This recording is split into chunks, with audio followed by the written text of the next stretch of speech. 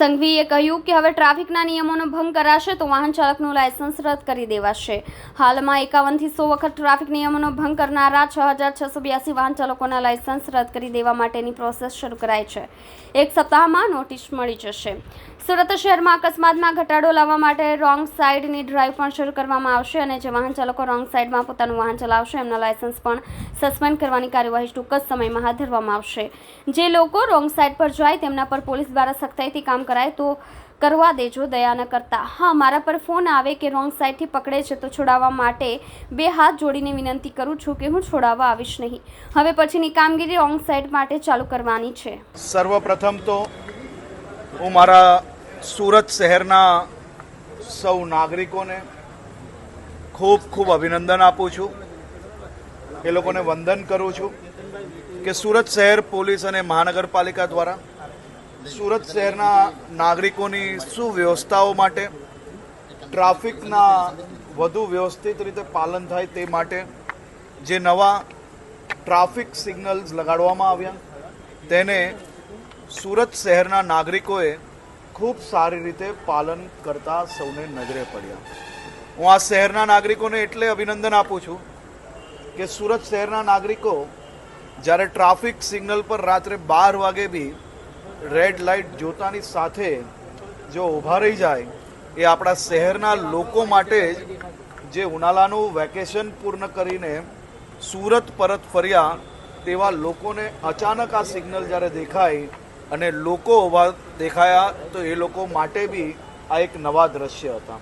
અને સાથે સાથે હું મારા શહેરીજનોને એટલે આભાર માનું છું કે આપ સૌ લોકોને આ નવી ટેકનોલોજી જોડે જે સિગ્નલો મૂકવામાં આવી છે તેના કારણે ક્યાંક ને ક્યાંક અગવડતા પડી રહી છે.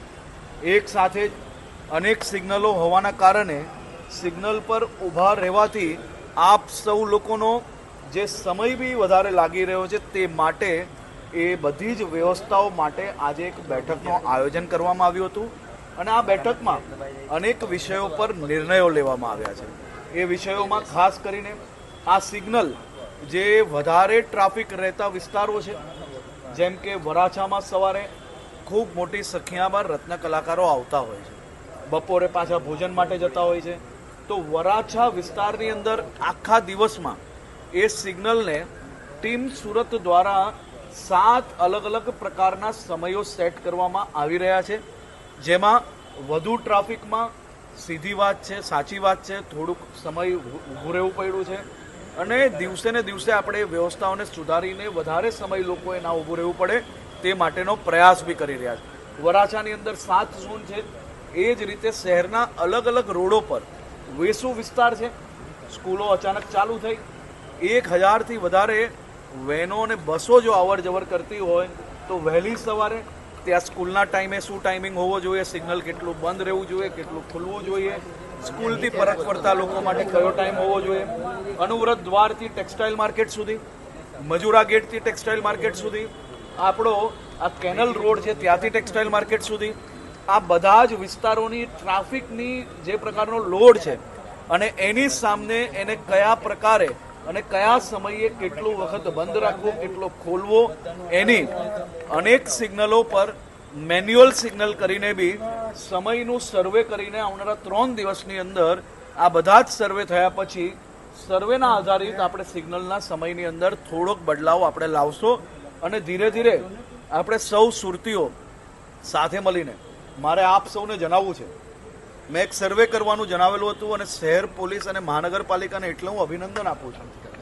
આપ સૌ લોકોનો સમય જરૂરથી બગડ્યો હશે, સમય આપણે ક્યાંક ને ક્યાંક રાહ બી જોવી પડી હશે, પરંતુ આપણી આ નવી વ્યવસ્થાના કારણે ગયા વર્ષે આ મહિનામાં, આ વર્ષે ગયા મહિનાને આજની બરોબરીમાં આપણે આ સિગ્નલોના કારણે ખૂબ મોટી સંખ્યામાં એક્સિડન્ટોનો ઘટાડો નોંધવામાં આવ્યો છે. એની સામે 11 જેટલા ફેટલ એક્સિડન્ટો ઓછા થયા છે, 20 જેટલા બીજા ગંભીર એક્સિડન્ટો ઓછા થયા છે. આપણે જે દર વર્ષે આ મહિનાની અંદરની એવરેજ, ગયા મહિનાની ને આ મહિનાની એવરેજ જ્યારે મેળવી ત્યારે 11 લોકોના જીવ બચાવવામાં આ સિગ્નલોના હિસાબે આપણે સફળતા મળી છે. મારી સૌ પરિવારજનોને વિનંતી છે, સુરતીઓ મોટા મનના લોકો છે, કોઈનું પેટ્રોલ ના વેડફાય, કોઈનોય ના સમય વેડફાય તે માટે જ મહેનત કરીને શહેર પોલીસ અને મહાનગરપાલિકા આ વ્યવસ્થા કરી રહી છે. બેઉ ટીમ સાથે મળીને ઝડપથી આપણી સૌ સમસ્યાઓનો ઉકેલ લાવવા માટે મહેનત કરી રહ્યા છે. ઘણા બધા સિગ્નલો એવા છે કે જ્યાં પ્રોબ્લેમ સોલ્વ થઈ ગયો છે, ઘણા બધા સિગ્નલો એવા છે કે જ્યાં પ્રોબ્લેમ હજી ચાલી રહ્યો છે. એની સાથે સાથે મારે આપ સૌ લોકોને એક આંકડો આપ સૌ લોકોને જણાવવો છે, જે આંકડો આપ સૌ લોકોએ જાણકારી મેળવવી ખૂબ જરૂરી છે. આપણા શહેરમાં કુલ 1,45,327 લોકો એવા છે કે જેમને 10 વારથી 5 થી 10 વાર ટ્રાફિક સિગ્નલ, રોંગ વે અને ટ્રાફિકના નિયમો તોડ્યા છે. 11 થી 20 વાર નિયમો તોડનાર લોકો 46,189 લોકો છે.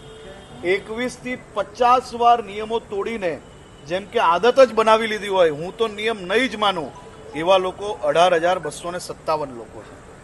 51 થી 100 વાર નિયમ તોડનાર લોકો 4,931 લોકો છે. 101 વાર નિયમ તોડનાર લોકો 1,751 લોકો છે.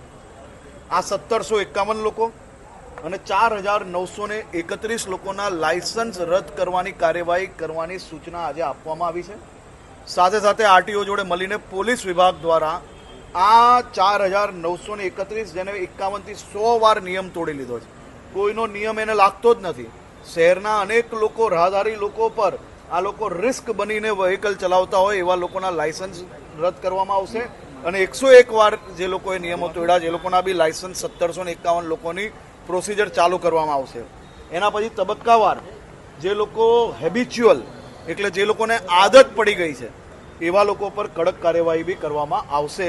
આ બધા જ ટ્રાફિકની જે નાની મોટી અડચણ છે એ અડચણ શહેરના સૌ લોકોના આશીર્વાદથી, શહેરના સૌ લોકોના સહયોગથી શહેર પોલીસ અને મહાનગરપાલિકા સાથે મળીને ઝડપથી આપ સૌ લોકોનો નિકાલ લાવશે. આપ સૌ લોકોને, સુરતીઓને, શહેરીજનોને હું 2 હાથ જોડીને વંદન કરું છું, અભિનંદન આપું છું. હવે ક્યારેય સુરત બહારથી આવનાર લોકો એવું નહીં કે સુરતમાં કોઈ પ્રકારના ટ્રાફિકના નિયમોનું પાલન નથી થતું. આપણું સુરત દરેક સિગ્નલ પર સિગ્નલોનું પાલન કરશે. આપણો સમય નહીં બગડે એ પ્રકારની વ્યવસ્થાઓ ઝડપથી અમે આગળ વધારીશું. આપ સૌ લોકોનો ખૂબ ખૂબ આભાર.